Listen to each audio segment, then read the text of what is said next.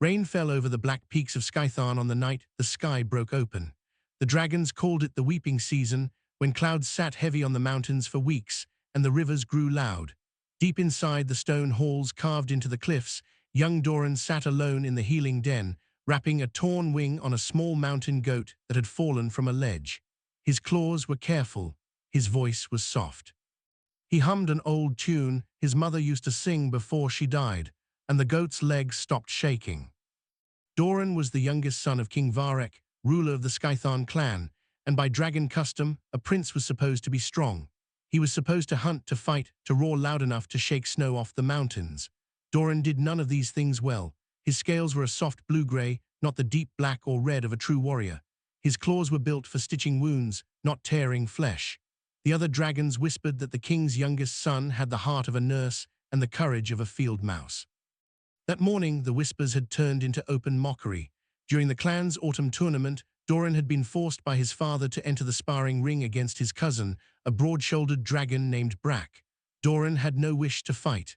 When Brack charged, Doran did not strike back. He simply raised his wings to shield himself, taking the blow without returning one. The crowd had laughed. King Varek had not laughed. He had turned his back on his son in front of the entire clan and walked away without a word. That silence hurt worse than any claw. Now, hours later, Doran sat in the den with only the goat and the rain for company. Elder Tomas, the old healer who had trained him since he was small, shuffled in with a bowl of warm broth. "Your father is a fool sometimes," Tomas said, setting the bowl down. "Strength is not only claws and teeth, boy. Someday he will see that." "He will never see it," Doran said quietly. "I am an embarrassment to him." Tomas said nothing to that. He simply patted the young dragon's shoulder and left him to his thoughts. It was near midnight when the sky tore open. A streak of fire crossed the clouds, brighter than lightning, trailing black smoke behind it. It did not move like a falling star. It moved with weight, tumbling, screaming through the air with a sound like metal being crushed. It struck the ember cliffs at the edge of Skytharn territory with a boom that shook dust from the ceiling of the healing den. Doran felt the impact in his bones. Within minutes, the whole mountain was awake. Warriors gathered on the outer ledges, wings half spread, eyes scanning the smoke rising from the cliffs. Rumors spread fast among the clan. A weapon from the old enemies in the east. A monster crawling up from the deep caves. A demon sent to curse the mountain. "Burn it before it wakes," one of the warriors growled. "Whatever fell from the sky, it means us harm." King Varek, roused from his chambers, ordered a hunting party to investigate at first light and to kill anything they found. Doran listened from the shadows of the gathering hall, his heart pounding. Something about the order felt wrong to him. A falling star did not have to be an enemy. Not everything unknown deserved to die before anyone even looked at it. That night, while the warriors slept and gathered their strength for the coming search, Doran left the mountain alone. He told no one. He simply spread his wings, still sore from Brack's blow earlier that day, and flew low through the rain toward the smoke rising over the ember cliffs. Lightning flashed across the sky, and for a moment Doran saw the shape of the wreckage below, twisted metal, black and broken, half buried in scorched rock. It did not look like any weapon he had heard of in dragon stories. It looked like something that had been trying and failing to survive its own fall. He landed carefully on the ridge above the crash site, folding his wings tight against the wind. Steam rose from the wreckage in thin curls. There was no roar, no monster charging out to attack him. There was only silence, broken by the soft ticking of hot metal cooling in the rain. Doran's warrior instincts, weak as they were, told him to turn back. His healer's instincts told him something different.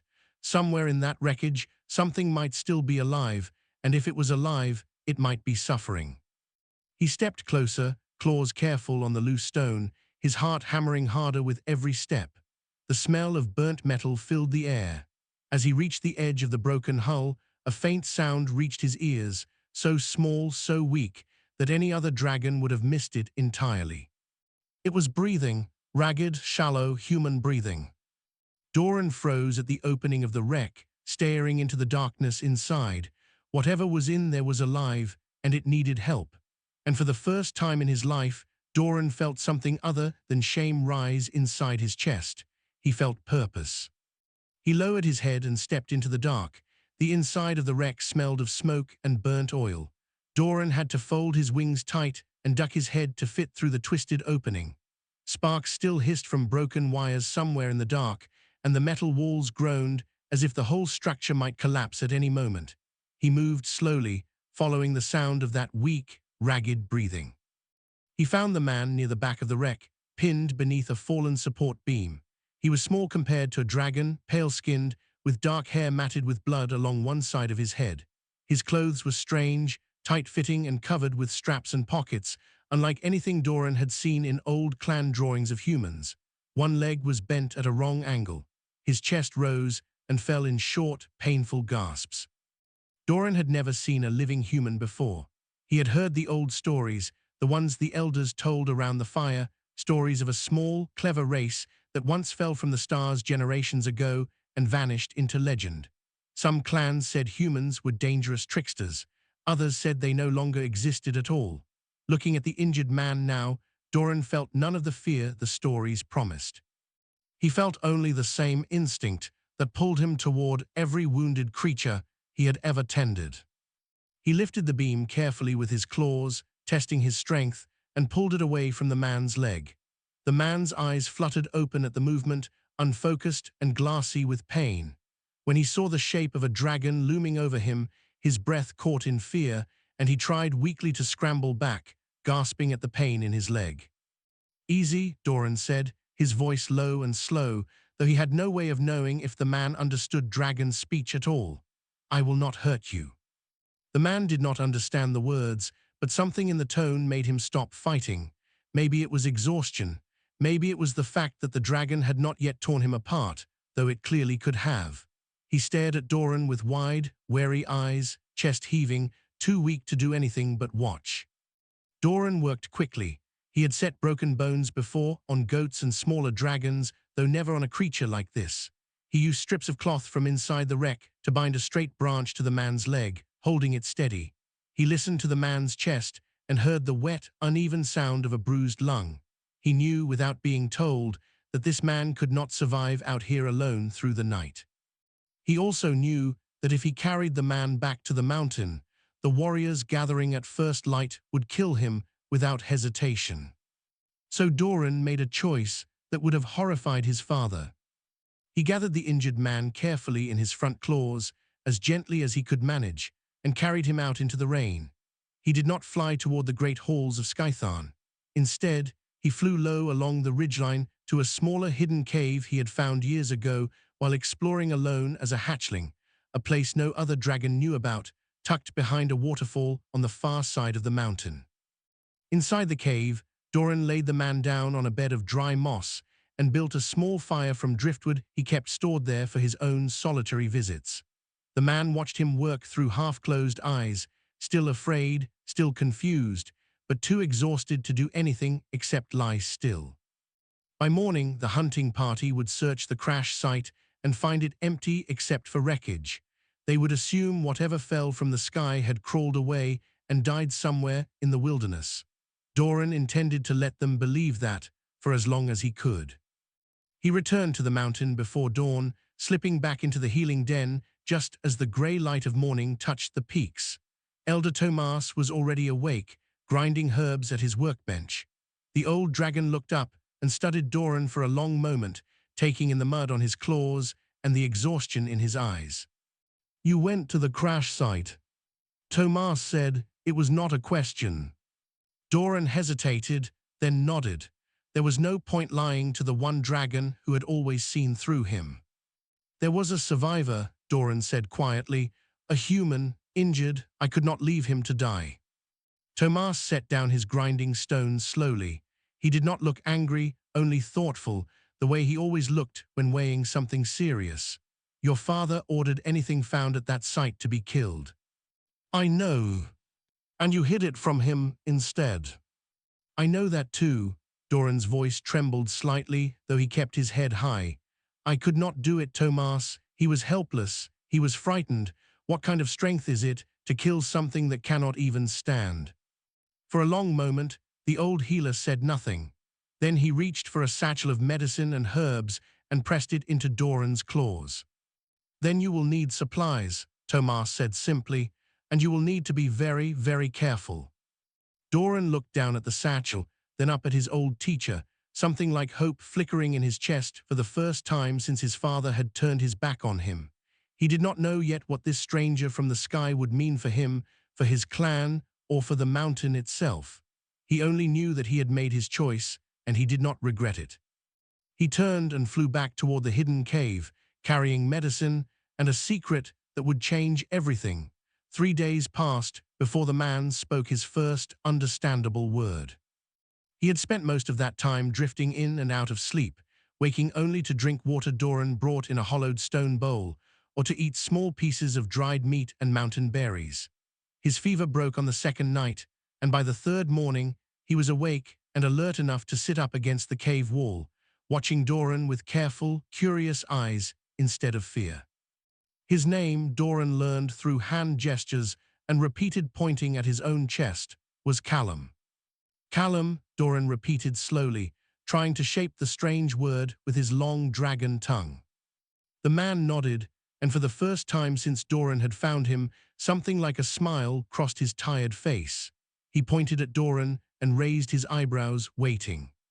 "Doran," the dragon said. "Doran," Callum repeated, testing the sound. It was rough, but understandable. Something eased in his shoulders, as if giving each other names had made the situation a little less impossible. Over the following days, the two of them built a slow, patient understanding between each other. Callum turned out to be quick-minded despite his injuries. He used charcoal from the fire to draw simple pictures on flat stones: a sun, a tree, a small shape meant to be himself, a larger shape meant to be Doran. Doran, in turn, began teaching him basic dragon words, pointing at objects and repeating their names until Callum's clumsy pronunciation slowly improved. Callum explained, through drawings and broken words, that he had been part of a large ship traveling through the stars, carrying many humans to a new home. Something had gone wrong.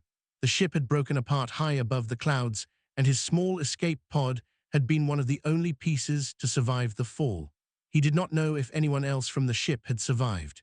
He did not know if he would ever see another human again. Doran, listening to this with growing sympathy, realized that Callum was not a soldier, not a warrior, not some fearsome creature the old stories warned about. He was an engineer, a man who built and repaired machines for a living, thrown suddenly into a world of monsters and mountains, alone and far from anything familiar.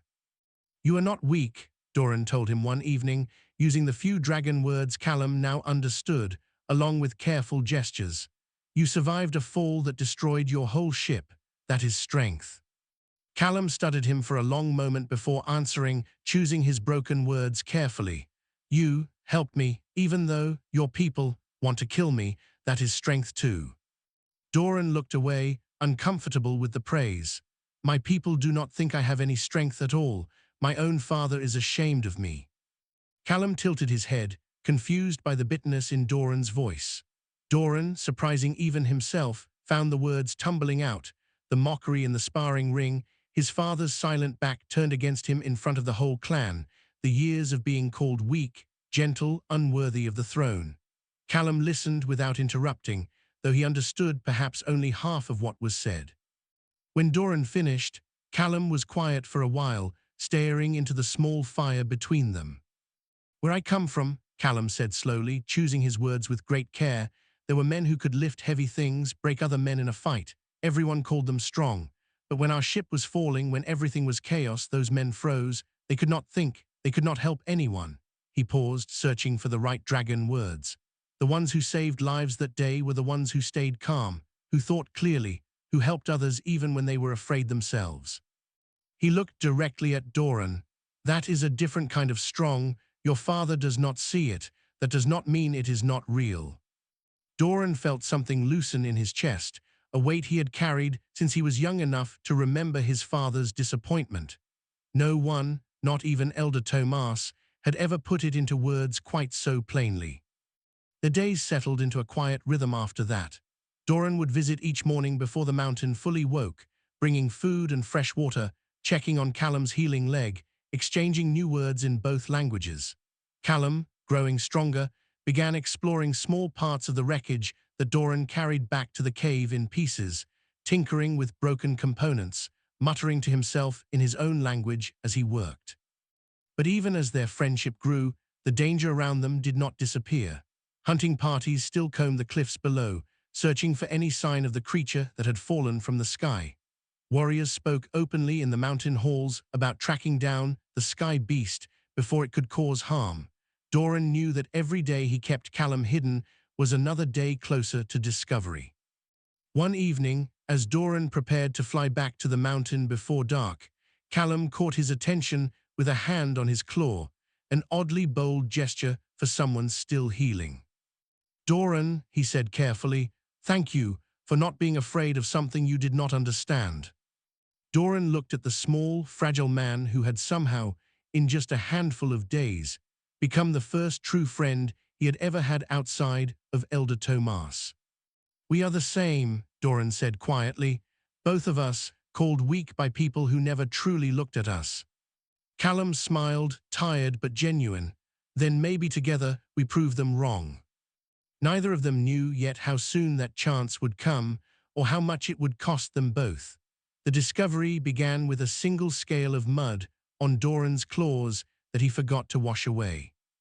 Ristha noticed it first. She was Doran's older sister, a warrior with dark red scales and a reputation for being the sharpest hunter in the clan. She had returned from patrol one afternoon to find her younger brother slipping quietly into the healing den, his claws stained with the particular grey clay found only near the hidden waterfall on the far side of the mountain. Clay she recognized, because she had explored that same area herself as a hatchling, long before duty and discipline filled her days. She said nothing at first, she simply watched. Over the following days, Ristha noticed other small things, Doran leaving before dawn and returning just as the sun cleared the peaks, extra portions of dried meat disappearing from the stores, a satchel of Elder Tomas's medicine supplies growing lighter each week, though no patients in the healing den seemed to need it. Ristha was not a healer, but she was an excellent tracker, and trackers noticed patterns others missed. One morning, she followed him. She kept far back, using the cliffs and cloud cover to stay hidden, something she had learned from years of hunting in rough terrain. She watched her brother land near a waterfall she barely remembered, disappear behind the falling water, and not come out for nearly an hour.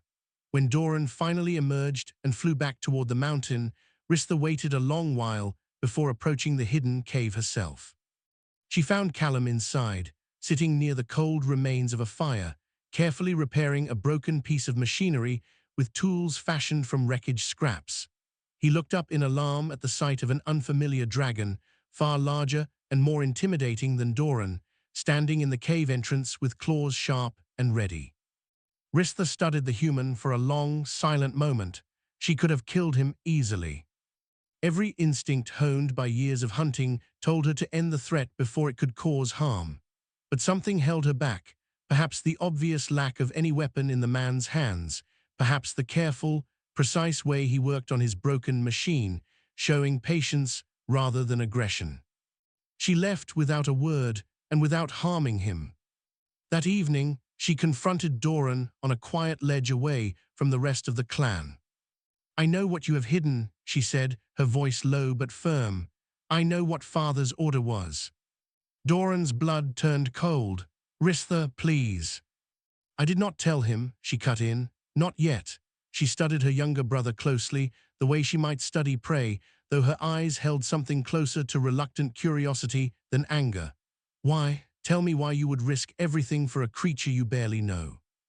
Doran took a steadying breath and explained everything: the fall from the sky, the injured man he could not leave behind, the days spent learning to understand each other, the realization that Callum was no monster at all, simply a survivor far from home. Ristha listened without interrupting, her expression unreadable. When he finished, she was quiet for a long moment. "You have always been soft, little brother. I used to think it made you weak." She paused, glancing toward the direction of the hidden waterfall. "But it takes a kind of courage I do not have, to defy Father's order and shelter something the whole clan fears, simply because it is the right thing to do. "Will you tell him?" Doran asked, barely daring to hope. "Not yet," Ristha said. "But this cannot last, Doran. Others are searching too, warriors far less patient than me. If they find him first, they will not hesitate the way I did." Her warning proved true faster than either of them expected. 2 days later, a group of younger warriors led by Doran's rival, Brack, picked up the same trail Ristha had followed, careless mud tracks. The scent of dragon smoke lingering near the waterfall whispered rumors that someone had been sneaking away from the mountain regularly. Brack, eager to prove himself and perhaps eager to further humiliate Doran, gathered 3 other warriors and set out toward the hidden cave with the clear intention of finishing what the original hunting party had failed to do. Doran was in the healing den, grinding herbs beside Elder Tomas, when a young scout burst in with the news that Brack's group had been spotted flying toward the far waterfall. Doran's heart dropped. There was no time to think, no time to plan carefully. He simply moved. "Doran," Tomas called after him, but the young dragon was already sprinting toward the cliffs, wings spreading wide before his feet even left solid ground. He flew faster than he had ever flown in his life, faster than he thought his gentle, healer's body was capable of, driven by a fear sharper than anything he had felt in the sparring ring. Below him, he could see Brack's group already descending toward the waterfall, weapons drawn, moving with the confident aggression of warriors certain of an easy kill. Doran had no weapon. He had no warrior's training, no claws sharpened for battle, no roar meant to intimidate. He had only speed, desperation, and the unshakable knowledge that Callum, a man who had trusted him completely, would die in the next few minutes if he did not reach the cave first. He tucked his wings and dove. Doran landed hard in front of the waterfall entrance, skidding across wet stone just seconds before Brack's group arrived. He turned to face them, wings spread wide, his whole body trembling, not from fear of the fight itself, but from the terror of what would happen if he failed. Brack landed first, his broad shoulders casting a long shadow over the smaller dragon. 3 other warriors landed behind him, forming a half-circle around the cave entrance. Brack's eyes narrowed as he took in the scene, his cousin, standing guard in front of a hidden cave, clearly protecting something. "Step aside, Doran," Brack growled. "We know what you have been hiding. The king's order was clear." "I will not," Doran said. His voice shook, but he did not move from the entrance. Brack laughed, a harsh, humorless sound. "You would defy your own father for a sky beast. You truly are as weak in the head as you are in claw." He took a step closer, muscles coiling. "Move, or we go through you." Doran's mind raced. He had no way to win a fight against 4 trained warriors. He had never won a fight against even one. But behind him, in the cave, was a man who trusted him completely, a man with a broken leg who could not run or defend himself. Doran planted his feet and did not move. "You would have to," Doran said quietly, "because I am not moving." Brack lunged. Doran raised his wings instinctively, the same defensive posture he had used in the sparring ring days earlier, bracing for the impact of Brack's claws. But before the blow could land, a sharp crack split the air, followed by a burst of blinding light and smoke erupting from the cave entrance beside him. The warriors flinched back, momentarily blinded and disoriented. Through the smoke, Callum emerged, leaning heavily on a crude crutch made from wreckage metal, his injured leg wrapped tight. In his free hand, he held a small device cobbled together from broken machine parts, wires, a cracked lens, and what looked like a piece of the pod's old power cell. "Get back," Callum shouted, though the warriors could not understand his words. He raised the device and triggered it again, sending another flash and a sharp, ear-splitting screech across the ledge. The warriors, unused to such strange sounds and lights, stumbled back further, disoriented and confused. Brack recovered first, snarling in fury, more embarrassed than hurt. "A trick. It is nothing but tricks." "Maybe," Doran said, standing tall beside Callum now, "but it is enough to make you hesitate. And hesitation is something a true warrior should never need against a wounded man and an unarmed dragon." The words landed harder than any physical blow could have. Brack's warriors exchanged uncertain glances. They had come expecting an easy kill, a monster to slay for glory. Instead, they found a crippled man defending himself with clever engineering instead of claws, and a dragon everyone called weak standing his ground with more courage than any of them had expected. It was at that exact moment that the sky darkened further, and a much larger shadow descended onto the ledge. King Varek landed with the force of a small earthquake, his massive form dwarfing every dragon present. Behind him came Ristha, having followed at a distance the moment she heard warriors were moving toward the waterfall, unable to stop Brack's group in time, but unwilling to let events unfold without witnessing them herself. Silence fell across the ledge. Even Brack lowered his head slightly in the presence of the king. King Varek's eyes moved slowly across the scene, his youngest son standing protectively in front of an injured human, smoke still curling from the strange device in the man's hand.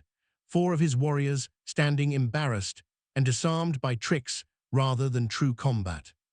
"Explain," Varek said, his voice low and dangerous, "why my order has been disobeyed." Doran's legs shook beneath him, every instinct screaming to bow his head and apologize, to shrink away as he always had. But he thought of Callum's broken leg, of the quiet trust in the man's eyes each morning when Doran brought him food, of Ristha's words about courage he did not know he had. He lifted his head instead. "Because your order was wrong," Doran said, his voice steadier than he expected. "This man was not a threat. He was dying alone, far from everything he knew. I helped him because it was right, not because it was easy." Varek's eyes narrowed further, smoke curling faintly from his nostrils. "You would defy your king for a fragile stranger." "I would defy anyone," Doran said, "who orders me to kill something helpless simply because it is unfamiliar." The words hung heavy in the cold mountain air, and for the first time in Doran's life, his father did not immediately turn away. King Varek stared down at his youngest son for a long, heavy moment, and the entire ledge seemed to hold its breath. Doran did not look away, though every part of him wanted to.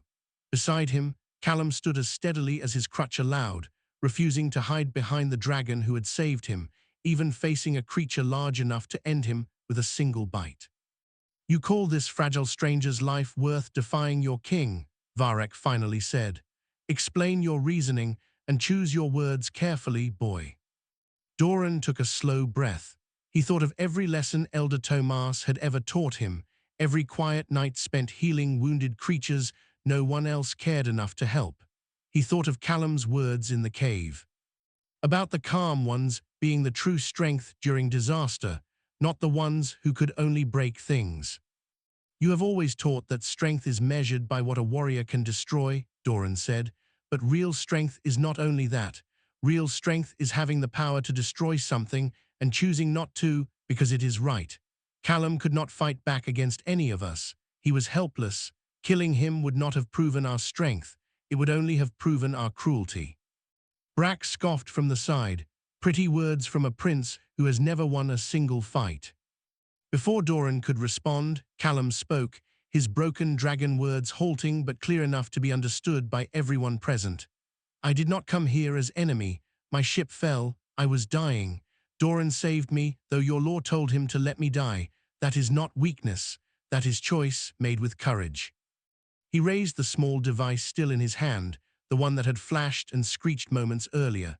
"This is not a weapon of war. It is only broken machine parts, put together with my hands because I had no claws, no fire, nothing else to protect myself. I built something from nothing because giving up was not something I was willing to do. Is that not also a kind of strength your people respect?" Varek studied the man carefully, taking in his steady stance despite an obviously broken leg, the crude but clever device in his hand, the calm intelligence in his eyes, rather than the mindless fear the old stories described in humans. Ristha stepped forward then, surprising everyone, including herself. "Father, I found him first, days ago. I could have ended him easily. I chose not to because he showed no aggression, only survival. I have watched my brother risk everything to protect someone weaker than himself, at great cost to his own safety. If that is weakness, then I no longer understand what strength means in this clan." Murmurs spread among the gathered warriors. Even Brack, still nursing his wounded pride, said nothing further. King Varek was silent for a long while, his great head lowering slightly as he considered his children's words, and the strange, resourceful human standing calmly before him despite obvious pain and fear. Finally, he spoke, his voice quieter than before, though no less powerful. For generations, our clan has measured worth only through combat, Varek said slowly. Perhaps that measure has always been too narrow. He turned his gaze fully onto Doran. You disobeyed my direct order, and I do not forgive that lightly, but you did so not out of cowardice or rebellion, but out of a conviction I did not know you carried so deeply. He paused. That is not the mark of a weak prince. That is the mark of a leader who thinks beyond the sword. Doran felt his chest tighten with an emotion he had almost forgotten how to feel around his father, something close to pride, not shame. The human will not be harmed, Varek continued, addressing the warriors around him.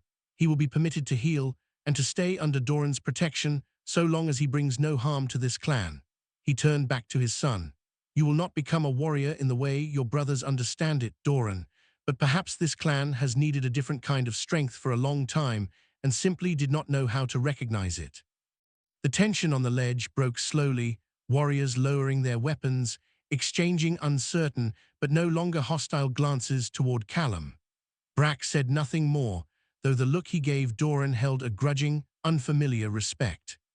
In the days that followed, Callum's leg healed steadily under Elder Tomas's careful supervision, and he was slowly permitted to move freely within the mountain halls, teaching curious young dragons about the strange machines and stars beyond their world, while learning more of their language and customs in return. Doran, no longer forced into sparring rings he had no interest in, began working alongside Tomas more openly, his healing skills finally recognized as valuable rather than shameful. Word of the gentle prince and the clever human who stood together against a hunting party spread slowly through neighboring clans, carried by traveling messengers and curious wanderers. Some scoffed at the tale. Others saw in it the beginning of something new, a future where humans and dragons might exist not as hunter and prey, but as allies. Months later, standing together at the edge of the Ember Cliffs, where Callum's pod had first crashed into the mountain, the two of them watched the sun set over a valley that no longer felt quite so divided. You saved my life, Callum said quietly, when your own kind wanted me dead. You saved mine too, Doran replied, though not in the way anyone expected. He looked out over the darkening horizon, wings folded calmly at his sides, no longer weighed down by his father's disappointment. Sometimes the quiet ones change the world more than the loud ones ever could. Callum smiled, resting a hand against the dragon's scaled shoulder as the last light faded behind the mountains, marking the beginning of something neither of them could have imagined. Back when one of them was simply trying to survive a fall from the stars and the other was simply trying to help.